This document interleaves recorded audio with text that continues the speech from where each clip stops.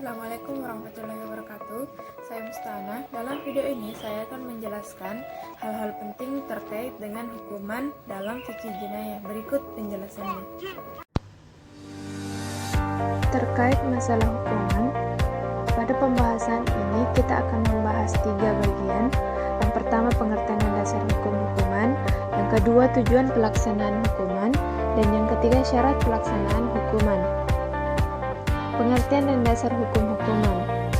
Secara etimologi, hukuman berarti sanksi atau dapat pula dikatakan balasan atas suatu kejahatan atau pelanggaran.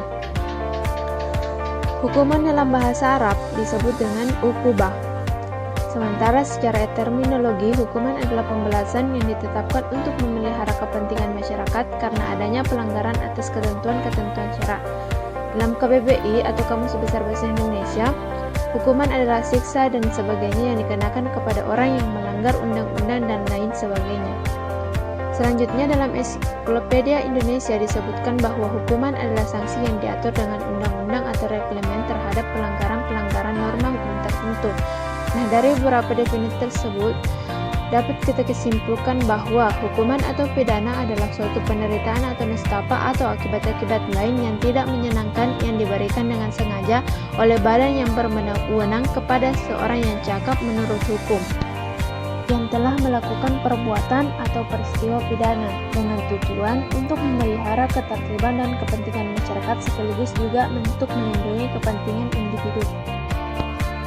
Adapun yang terkait dengan dasar hukum pelaksanaan hukuman diantaranya yang pertama dalam Quran Surah Shad ayat 26 yang berbunyi Ya Dawud inna ja'alnaka khalifatan fil ardi fahkum bainan nasi bil haqqi wa la tattabi'il hawa ولا تتبع الهوى فيضلك عن سبيل الله إن الذين يضلون عن سبيل الله لهم عذاب شديد بما نسوا يوم الحساب. Dan janganlah kamu mengikuti hawa nafsu karena ia akan menyesatkan kamu dari jalan Allah. Sesungguhnya orang-orang yang sesat dari jalan Allah akan mendapat azab yang berat karena mereka melupakan hari perhitungan. Selanjutnya dalam Quran Surah An-Nisa ayat 135 yang berbunyi يا أيها الذين آمنوا كونوا قوامين بالقسط شهداء لله ولو على أنفسكم أو الوالدين والأقربين إن يكن غنيا أو فقيرا فالله أولى بهما فلا تتبعوا الهوى أن تعدلوا وإن تلووا أو تعرضوا فإن الله كان بما تعملون خبيرا. Maka janganlah kamu mengikuti hawa nafsu karena ingin menyimpang dari kebenaran. Dan jika kamu memutarbalikkan kata-kata atau enggan menjadi saksi, maka sesungguhnya Allah adalah Maha mengetahui segala apa yang kamu kerjakan.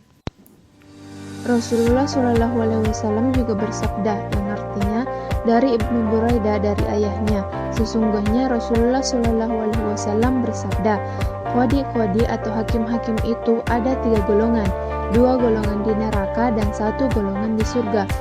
Seorang hakim yang memutus dengan curang atau tidak benar sedangkan dia mengetahui kebenarannya, maka dia di neraka. Dan seorang memutus dengan kebodohan dan merusak hak orang lain, dia juga di neraka. Dan seorang hakim yang memutus dengan jujur, benar, maka dia di surga. Hadis riwayat At-Tirmizi. Terkait tujuan pelaksanaan hukuman, esensi dari pemberian hukuman bagi pelaku suatu jarimah menurut Islam ada 2. Yang pertama, pencegahan serta balasan atau ar-raddu was-zajru. Yang kedua, perbaikan serta pengajaran atau atau al-islah wa taysib.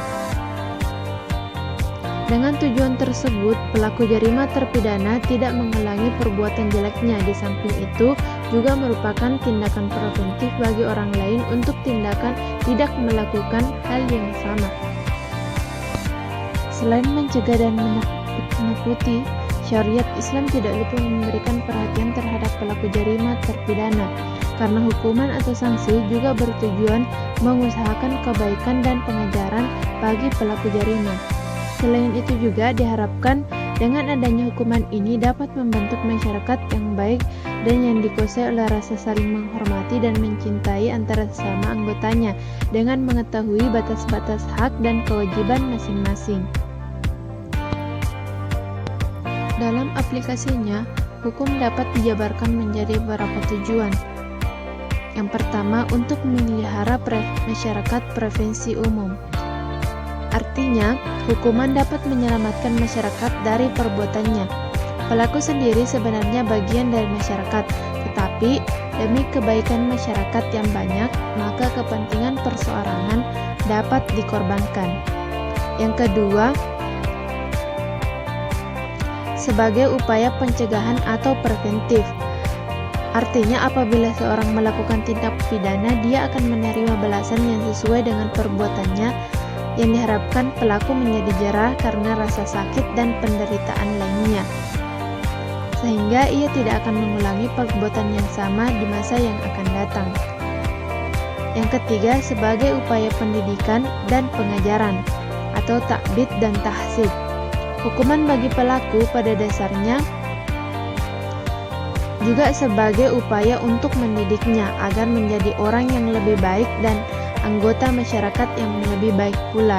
Ia diajarkan untuk melakukan dan tidak mengganggu hak orang lain baik material maupun moral. Dan yang terakhir, hukuman sebagai balasan atas perbuatan. Pelaku jarima atau terpidana akan mendapatkan balasan atas perbuatan yang dilakukannya, karena pada intinya menjadi kepantasan jika suatu perbuatan dibalas dengan perbuatan lain yang sepadan. Nah, jika tujuan-tujuan hukuman tersebut tidak dapat tercapai, upaya terakhir dalam hukum positif adalah menyingkirkan penjahat. Artinya, pelaku kejahatan tertentu sudah sangat sulit diperbaiki, dia harus disingkirkan dengan pidana seumur hidup atau hukuman mati. Nah, dalam hal ini hukum Islam juga berpendirian yang sama, yaitu jika ada cara ta'bid atau pendidikan tidak menjerahkan si pelaku jarima dan malah menjadi sangat membahayakan masyarakat, maka hukuman taksir bisa diberikan dalam bentuk hukuman mati atau penjara seumur hidup.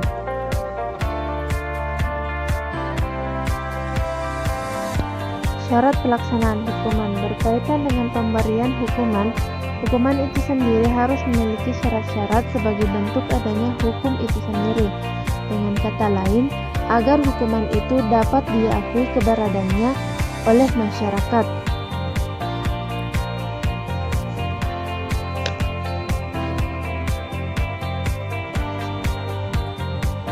Syarat pelaksanaan hukuman yang pertama, hukuman harus ada dasarnya dari syara'. Yang kedua, hukuman harus bersifat pribadi atau perorangan. Dan yang ketiga, hukuman harus berlaku umum. Yang pertama, hukuman harus ada dasarnya dari syara'. Artinya, hukuman dapat dianggap mempunyai dasar apabila ia didasarkan kepada sumber-sumber syara' seperti Al-Quran, As-Sunnah, Ijma' atau undang-undang yang ditetapkan oleh lembaga yang berwenang atau ulil amri seperti dalam halnya hukuman taksir. Dan yang kedua, hukuman harus bersifat pribadi atau perorangan. Ini mengandung arti bahwa hukuman harus dijatuhkan kepada orang yang melakukan tindak pidana dan tidak mengenai orang lain yang tidak bersalah. Dengan kata lain, dapat dikatakan sebagai pertanggungjawaban pidana. Dan yang terakhir, hukuman harus berlaku umum. Selain kedua syarat yang telah disebutkan sebelumnya, hukuman juga disyaratkan harus berlaku umum. Ini berarti hukuman harus berlaku untuk semua orang tanpa adanya diskriminasi apapun pangkat, jabatan, status, dan kedudukan orang yang diberikan hukuman. Secara singkat dapat dikatakan bahwa di dalam hukum semua orang statusnya sama. Di dalam hukum pidana Islam, persamaan yang sempurna itu hanya terdapat dalam jarima dan hukum had atau qisas, karena keduanya merupakan hukuman yang telah ditetapkan oleh syara'.